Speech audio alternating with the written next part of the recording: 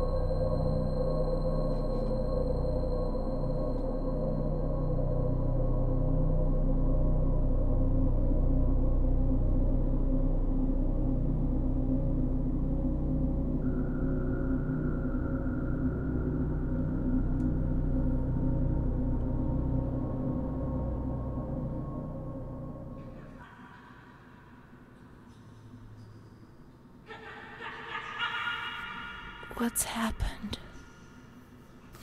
What is this place? Maybe I'm dead. I can't see any light. Maybe I am dead. I can't get up. What's going on? What's happening to me? There's no one here, but these noises. Is killing me. I can't keep my eyes open.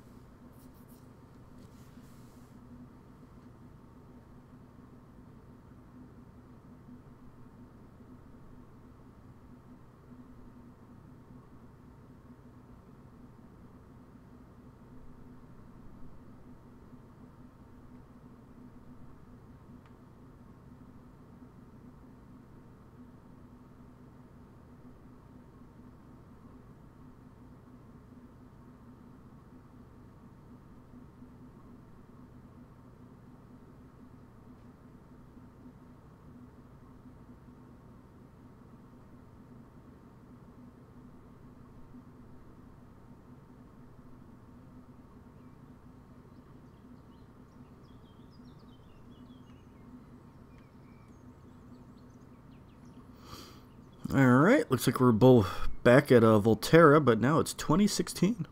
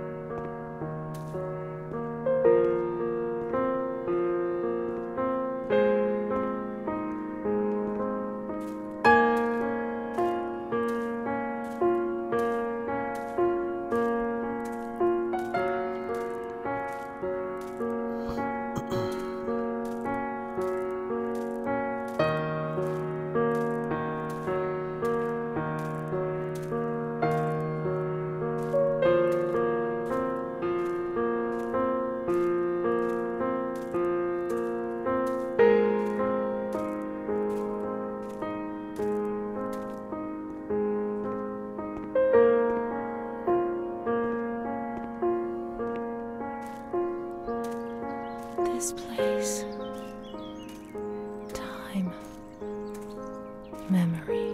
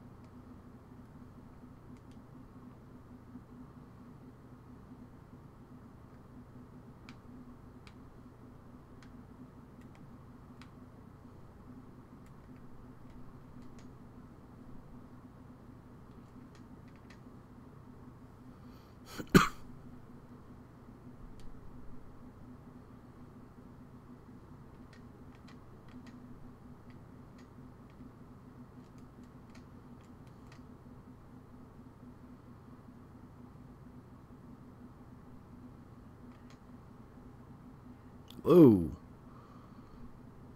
That's creepy. Did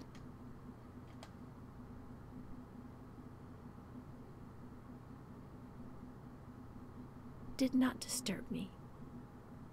I was able to talk to her, and so she became my best friend. At least until I was in grade 2, when everything changed. She didn't laugh at me, and if I had to say something to my mother, I asked her to say it. When things inside me turned bad, she was the only one I could turn to. Now all of this makes me blush, but Charlotte was a real friend to me.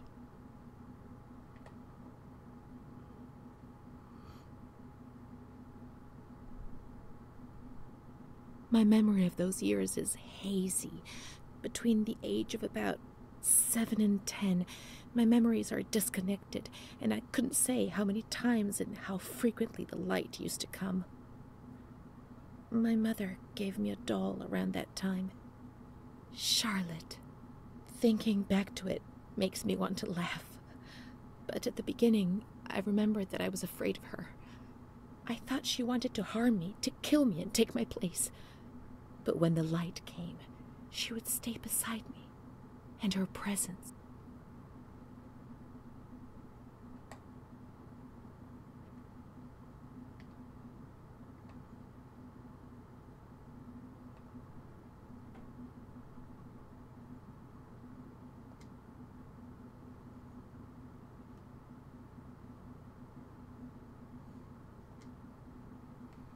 All right, let's continue on.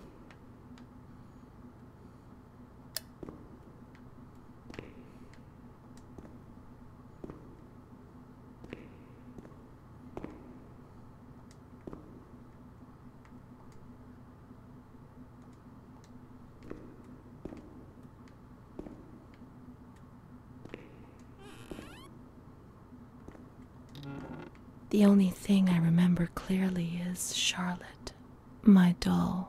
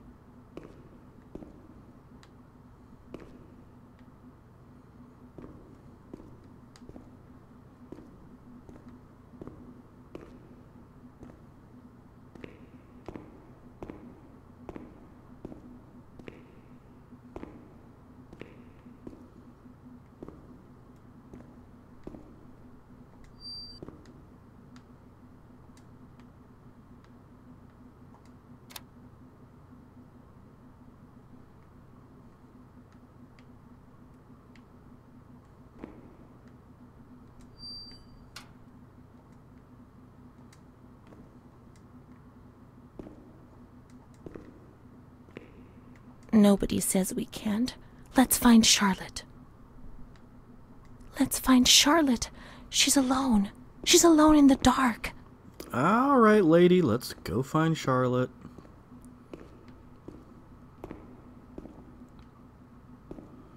And we're not going up there just yet.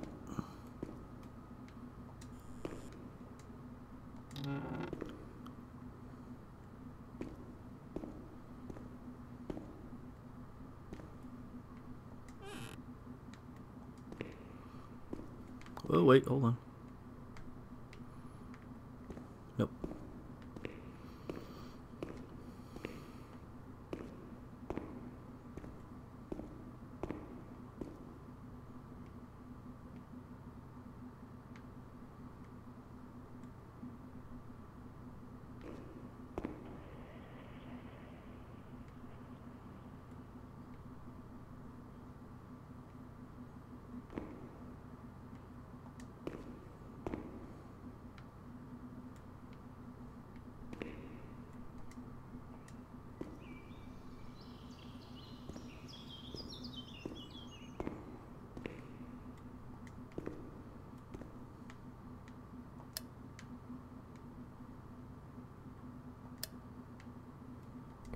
No, she's freezing. She's alone.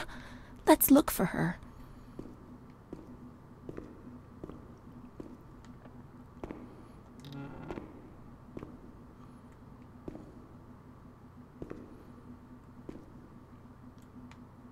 Let's search the wards on the upper floor. There's a plan on the wall which shows their location.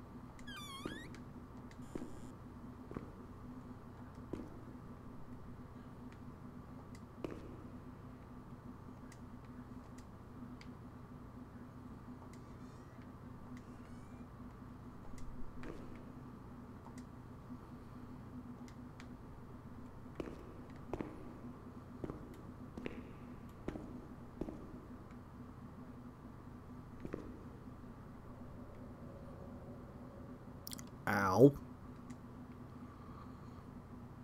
What the hell? Ugh. Gross.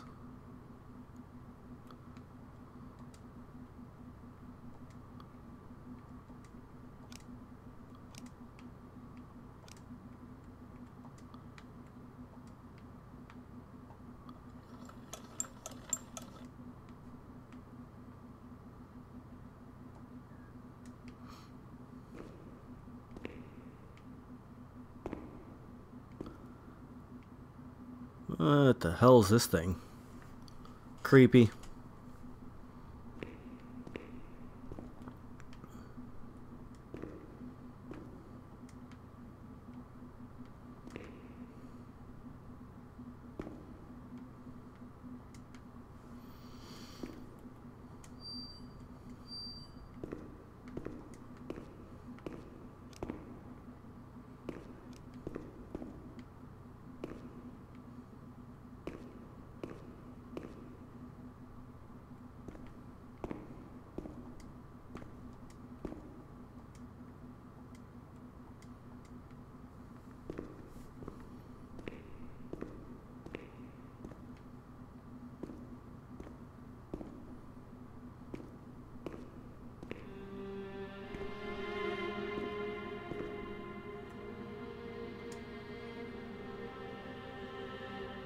Mummy took good care of Charlotte. She tucked her in, hugged her, gave her cuddles and kisses. She was very affectionate and loving. Nothing bad happened to Charlotte, and that surprised me. I didn't understand. At first, I was quite scared. I was afraid that she wanted to hurt me. I lived in constant fear that Mom would abandon her. Because I didn't deserve to live. I didn't deserve to be loved.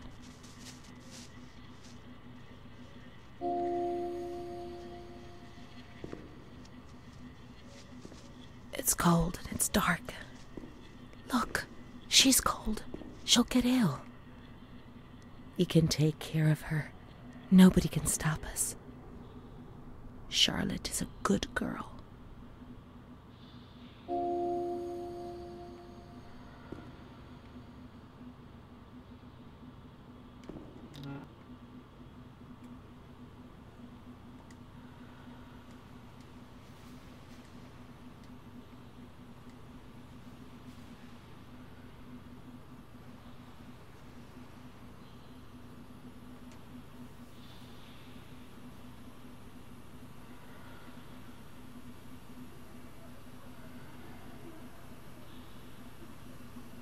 What the fuck?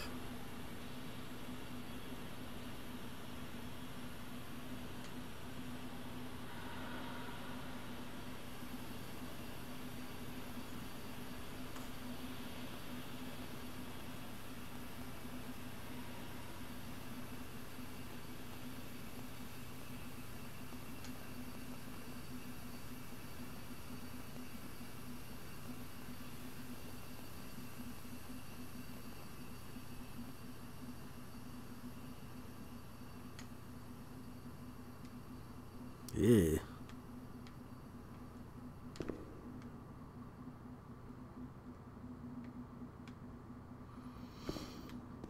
Are we really gonna walk around with this creepy ass doll for the rest of the game now? Son of a bitch.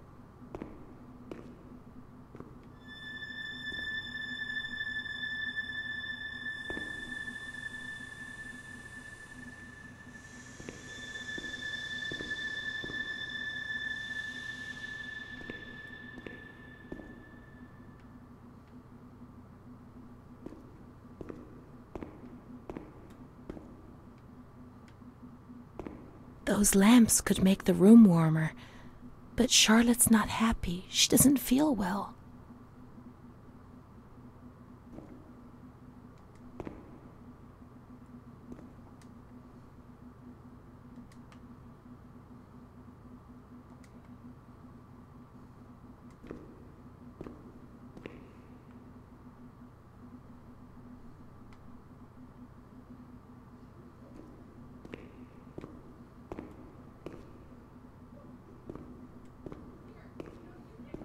Charlotte is cold.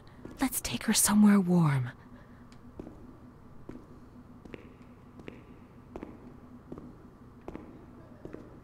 I saw a wheelchair on the ground floor. It's comfortable there, and we can put Charlotte somewhere warm.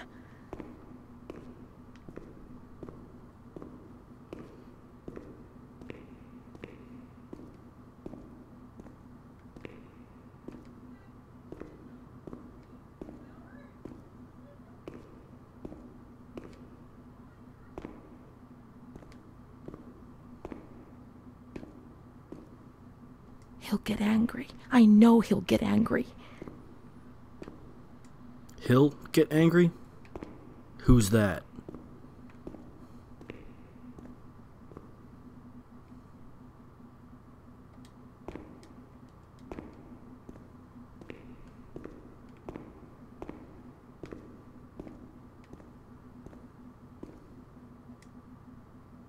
Charlotte will be comfy here. But it's cold. No, it's cold. Don't shiver, Charlotte. The cold will go away. It'll go away.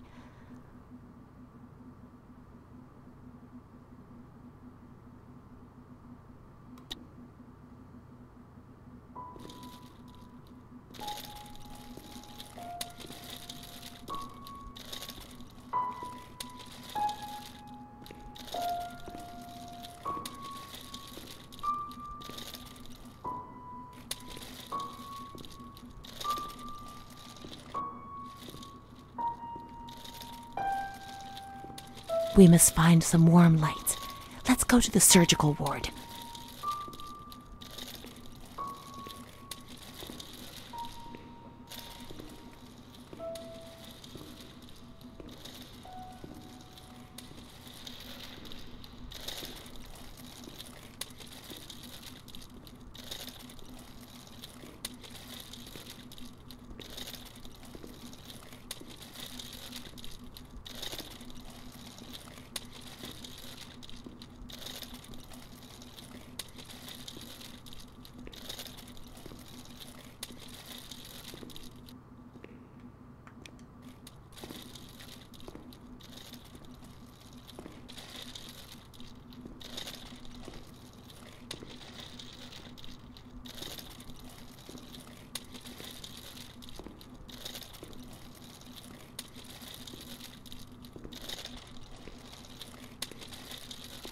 Let's take Charlotte to the surgical ward.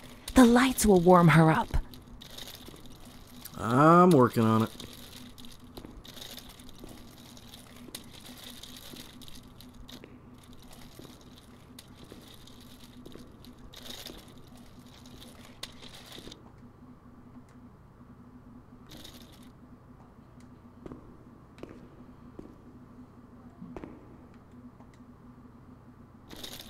Oh, I have to push it. Okay.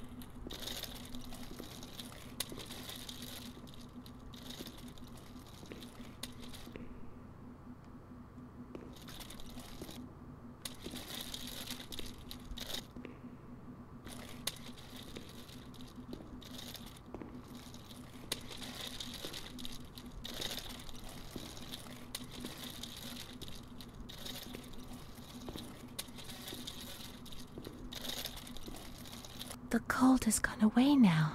You see? The light, the warmth. We can do it. The cold will go away. It has to. Now we can enter the ward where everything started. It all began in the observation ward on the ground floor.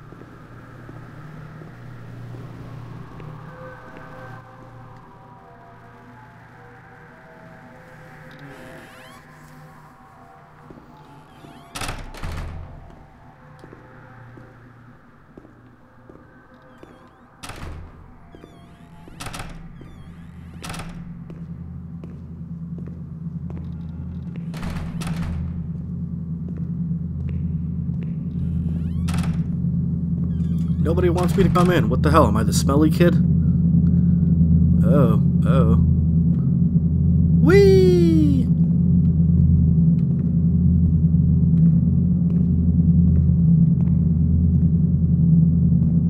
Oh, that shit's weird.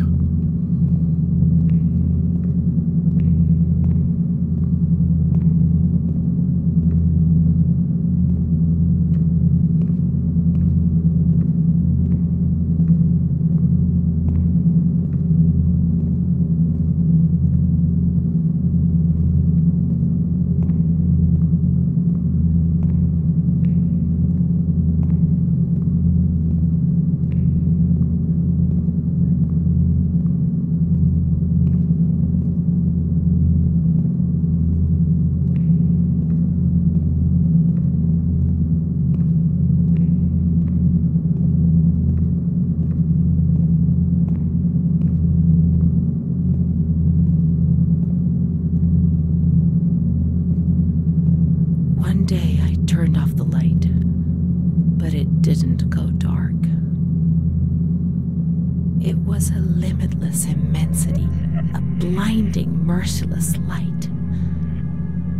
I was 16 years old, and I was afraid, always afraid, a fear that wore me down. I needed help, but I couldn't speak. I was terrified of everything, even thinking. They said they were taking me to a place where the fear would go away, where I would get better. I stopped living in there. They dragged me away and stripped off all my clothes, everything.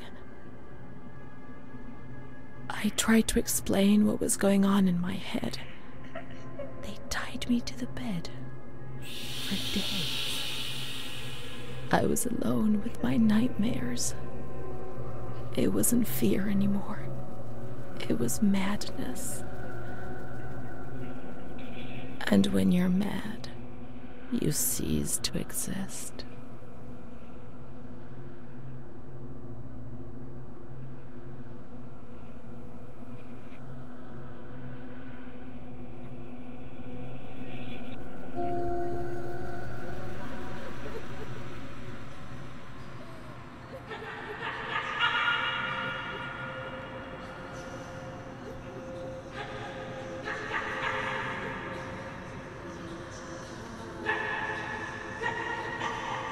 She was my only hope in this hell.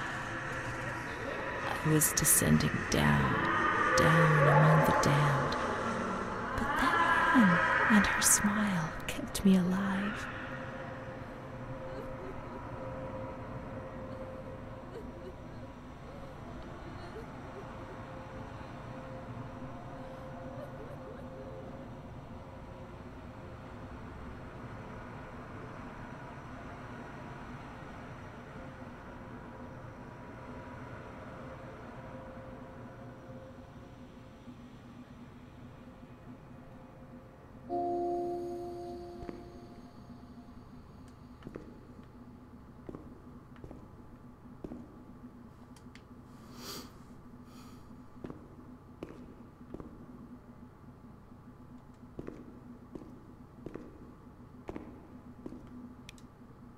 The door is locked from the outside.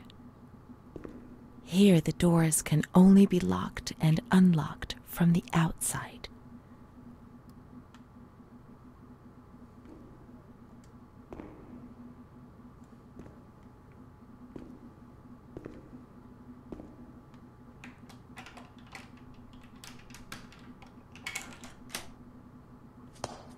Wow.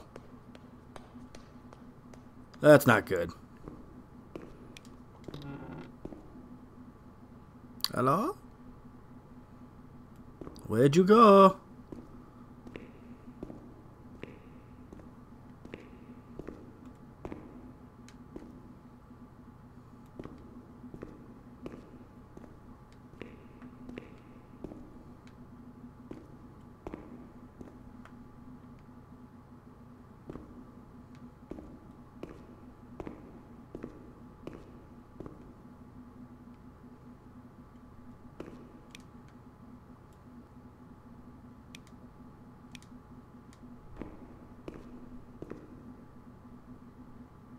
Oh.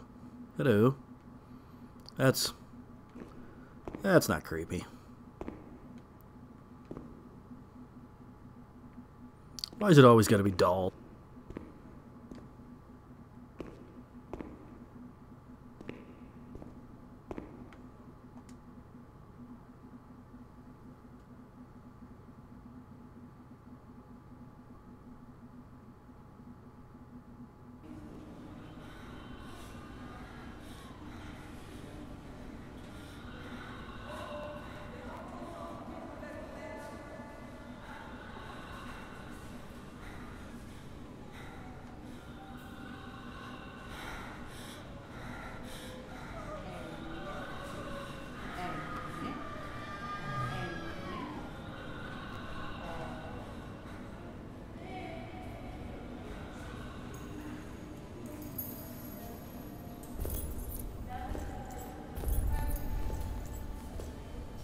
Hey, where are you going with my doll? Even though I hate it and it creeps me out, I still want to know what you're doing with it.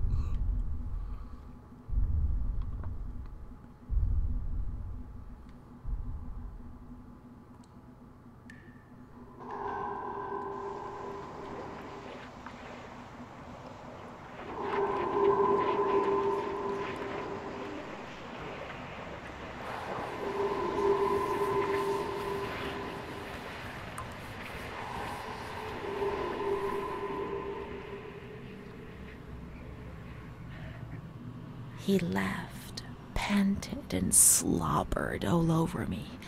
It hurt me when he touched me.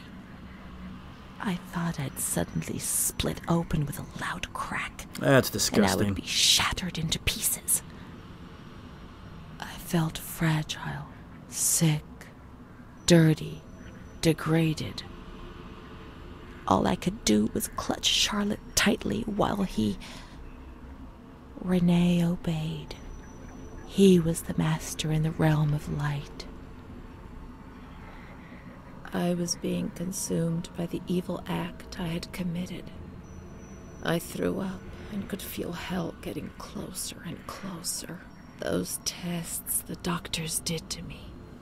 They said there was something growing inside, and they wanted to drag it out of me.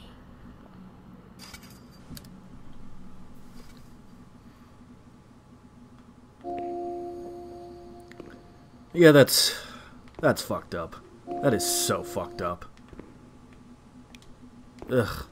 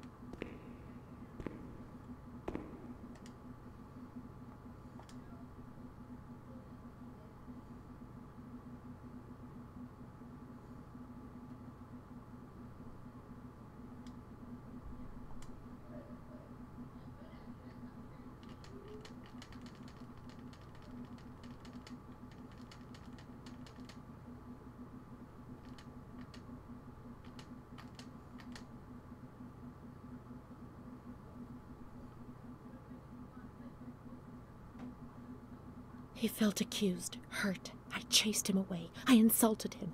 He was proud, handsome. He said things about me to other people, which he shouldn't have said. Mother caught me coming home drunk. She beat me and sent me to speak to Don Gino every day. He came back and tried to speak to me.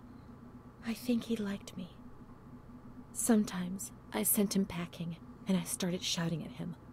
But other times I embraced him. I held him tight and loved him.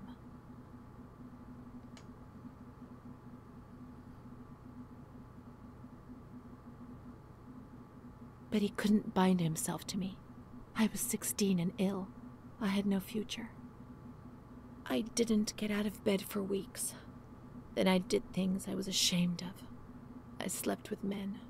The guilt tore at my soul, and the light came back to torture me. I invented stories to justify my actions. I couldn't bear my own weight.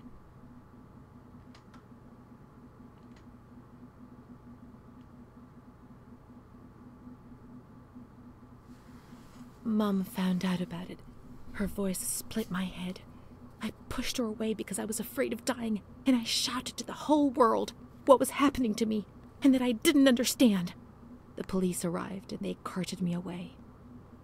I remember the onlookers shaking their heads. They would be better off without me, cleansed of shame, with something to talk about for a while.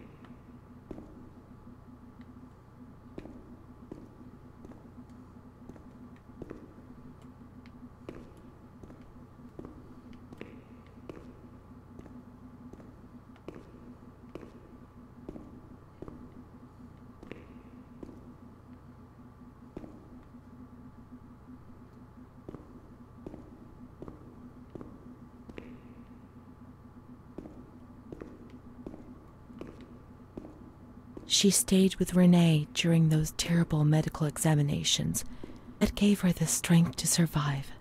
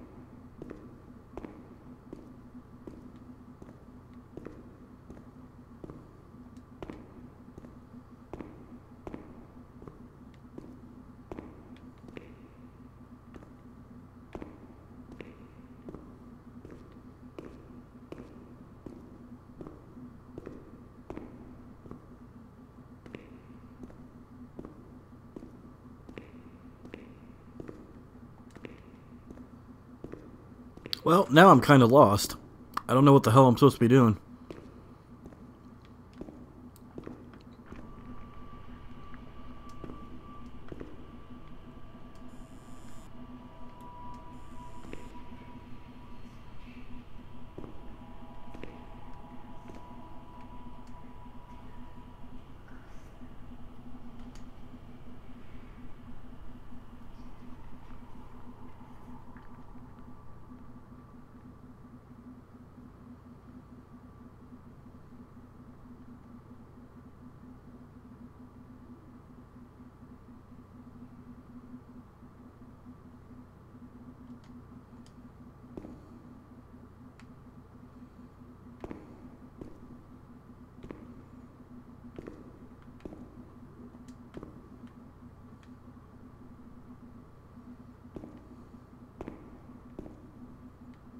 That looks terrifying.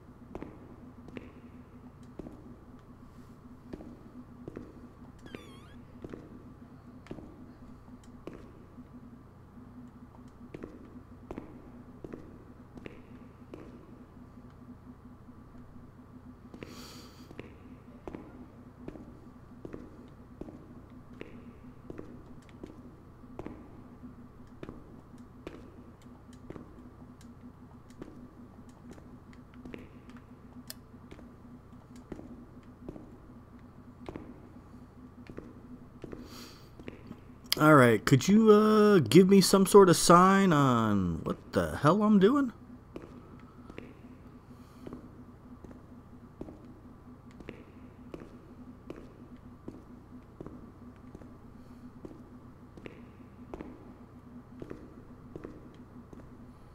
Because nothing's popping up.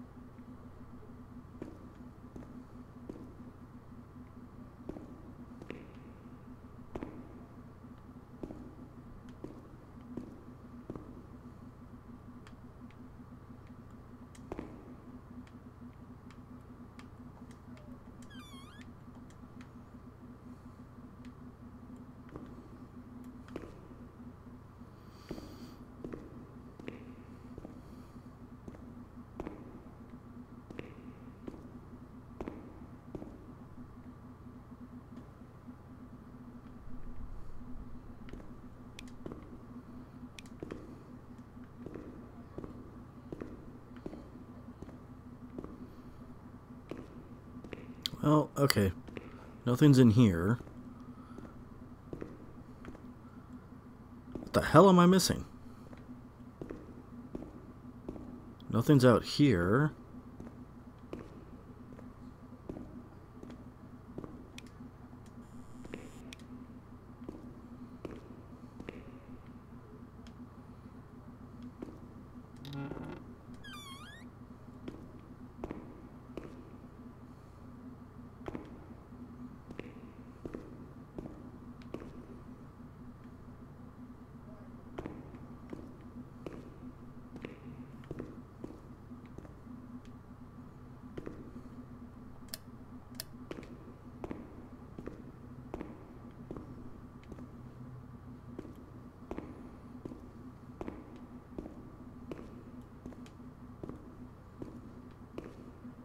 And we already know what happened in here.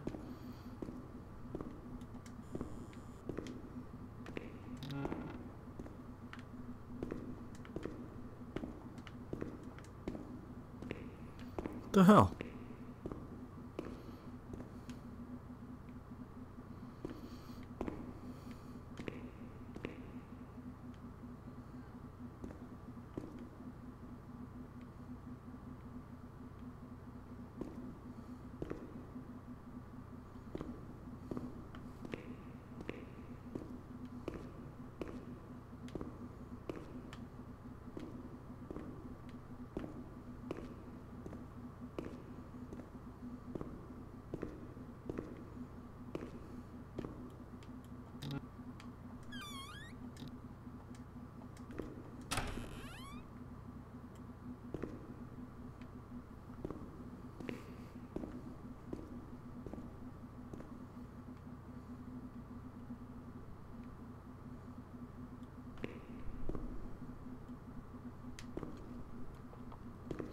That's nasty. Look at all those blood-stained mattresses and whatever else is on them. Puke and shit and piss and ugh, gross. So nasty. Made those people sleep in them all the time. Ain't right.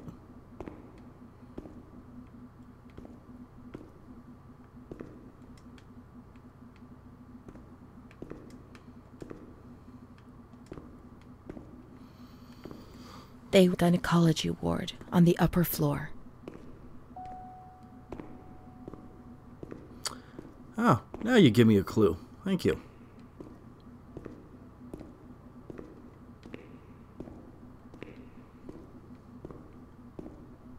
Gynecology award. That would be right here, I think, right?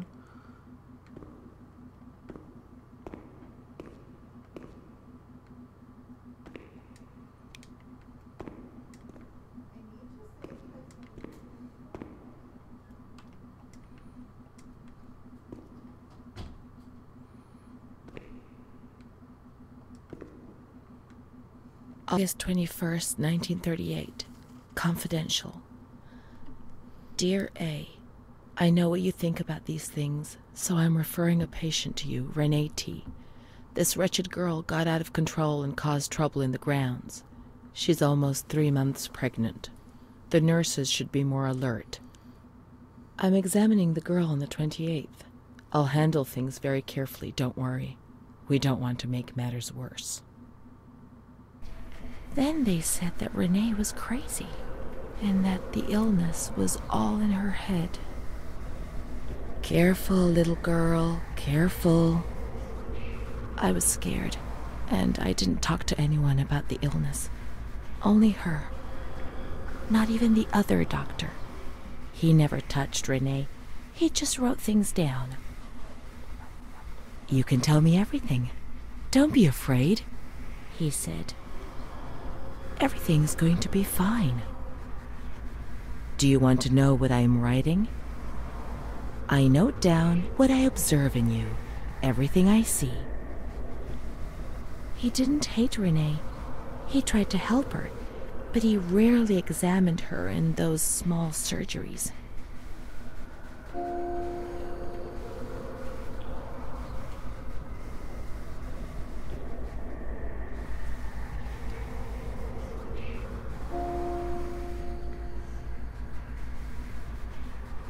The doctor who wrote things down was in Surgery C. Well, that's interesting. When I came in here the first time, I didn't see this note sitting here.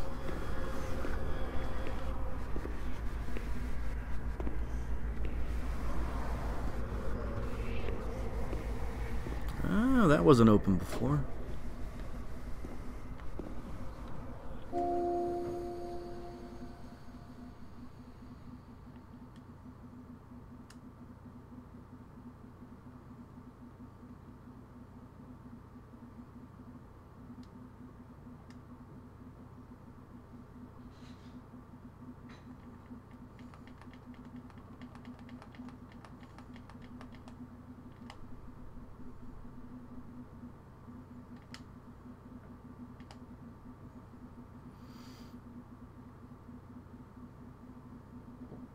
I felt fear as a physical sensation. It prevented me from moving, from swallowing, from breathing. After God knows how long, everything went back to normal. But a new fear replaced the old one. Different but terrible.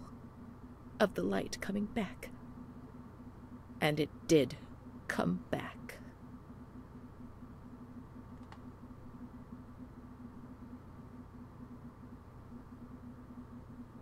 Everything started with that damned light. It happened for the first time when I was still a little girl. I was 6 or 7. I was walking outside school when suddenly the noise started to melt into an indistinct rumble. The light increased out of all proportion and everything lost its meaning. I could no longer recognize anything.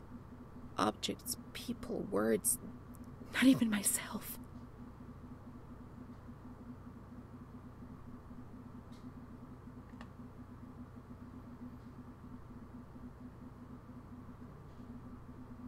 My name is Renee. They told me that I have to write this diary, but I don't feel like it. It's not true that I feel better when I write. Actually, it's worse. I was a shy girl, and I just wanted to be like the others. But that's not what happened. No. I did things that, when I think about them now, eventually brought me here.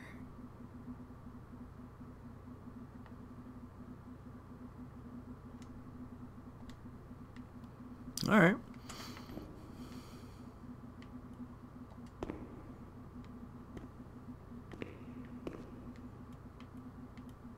June 1935. After much theorizing and practice in clinics for the privileged, the moment for action has finally arrived. Volterra is the right place. It's an avant-garde hospital, the perfect place for a doctor who really wants to make a difference. November 20th. Crossing the threshold of the asylum was similar to entering another dimension. A world of smells, noises, and images which it is almost impossible to imagine, describe, or explain. August 1936.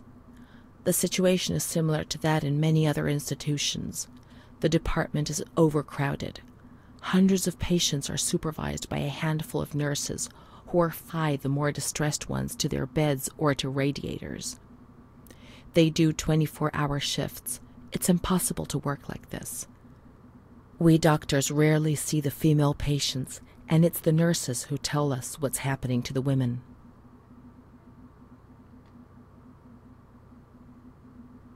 The overpowering stench in the wards, the constant din of shouts and voices that are barely recognizable as human, dirty, naked bodies devoid of any dignity. The lunatic asylum gets under your skin and wears you down. I often consider resigning. I feel useless, impotent, a sort of merciful jailer, a mercy that helps no one and only helps to ease my conscience. March 15th, 1938. Dramas are played out before my eyes every single day, and I try to distance myself from them, and just do the best I can. But a girl arrived some days ago. I couldn't avoid her gaze. All she asked in her dignified silence was not to be ripped away from her world. And me. I'm her father, the father she never had, who didn't want her, who rejected her without even knowing her. I refused what she asked me. I couldn't do anything but add my signature and consign her to hell. A danger to herself and to others, and a cause of public scandal. This was what was written on the accompanying note from the police headquarters. It was difficult not to agree with it. How much more violence must this poor girl be subjected to? Her gaze is so intense, so far removed from the carefree nature which should be the joyous hallmark of her age. I cried myself to sleep in my solitude. I kept thinking about those sad and frightened eyes staring at me. God, that's heartbreaking. Jeez.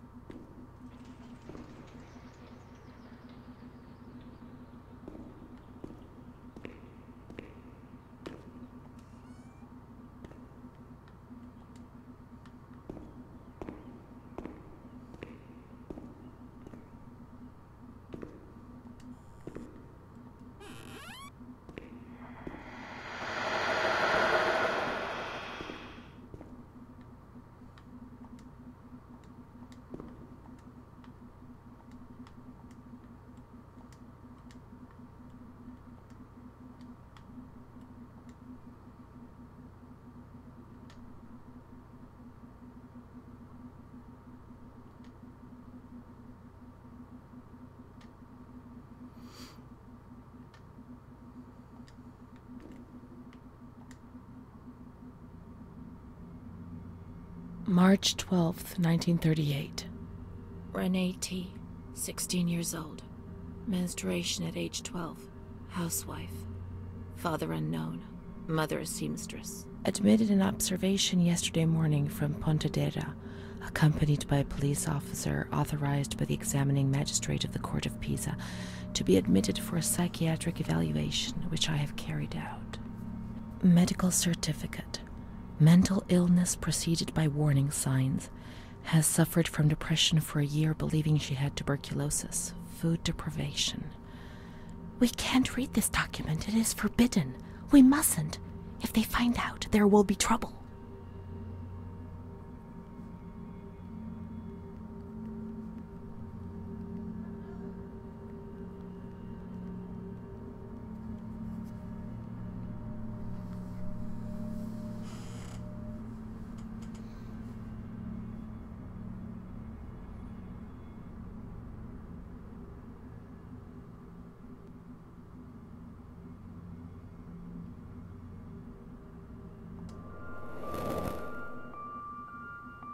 Have you ever wondered who you are? Yes, of course you've wondered.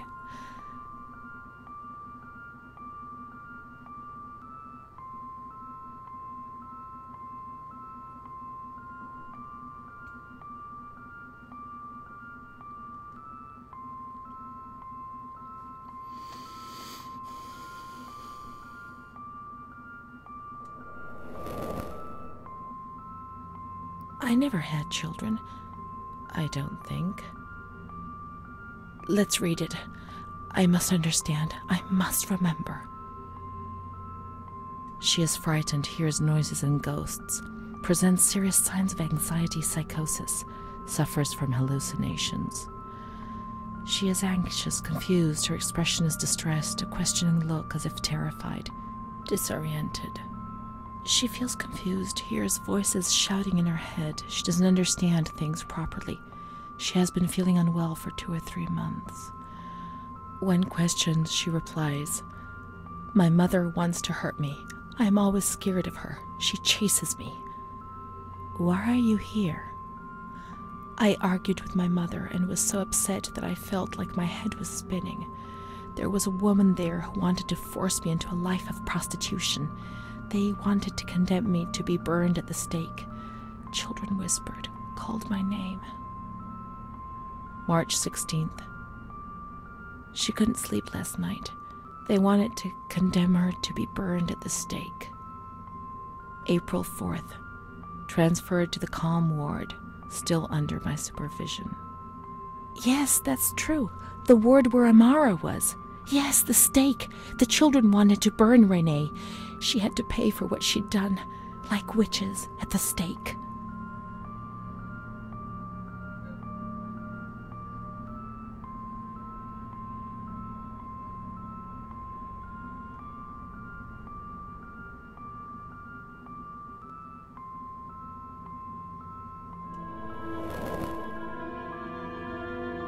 April 21st. She's more awake this morning and is responding to questions, complains of headaches. She became agitated when she found out her mother was there. She says that one day, many years earlier, she was with a friend of hers and met a man who made her get into a car and took her for a ride. He made her smoke cigarettes and drink liquor, and the man showed her certain things. He tried to hurt her and made her go crazy. She says he promised to marry her and made her swear to keep what had happened a secret. These facts were essentially confirmed by her mother. After that, she became arrogant, impatient, and hostile towards her family, especially her mother. She started taking off her clothes in public. Her moods would swing from laughter to tears. She rants. She pleasures herself. I can't remember these things, only the guilt, the stake. I know I deserved to pay for that guilt. I knew it even then.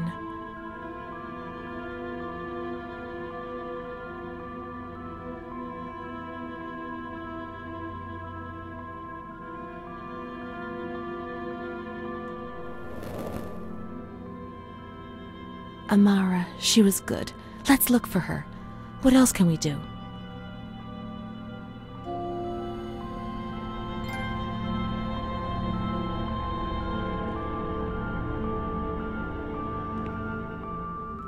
The grounds at the back of the hospital, and then down to the kitchens.